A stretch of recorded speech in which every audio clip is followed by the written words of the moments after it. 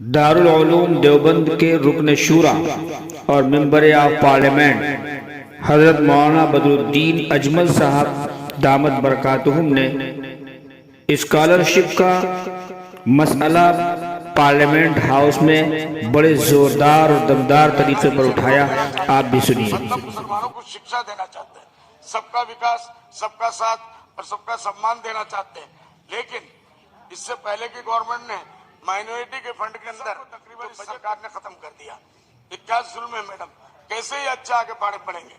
कल इनको आप अगर बिल्कुल पढ़ाई नहीं देंगे, शिक्षा नहीं देंगे, तो ये क्या होगा। यही बच्चे कल जो है चोर बनेंगे, कोई और कामों में लग जाएंगे, क्योंकि आपने उनको शिक्षा नहीं दी। इसलिए मेहरबानी करके इस माइनॉरिटी फंड के अंदर मौलाना अबुल कलाम आजाद साहब का जो आजाद साहब का सपना था नेशनल, उसको भी पूरा करे, उसको फिर से जारी किया जाए, ये मेरा डिमांड है।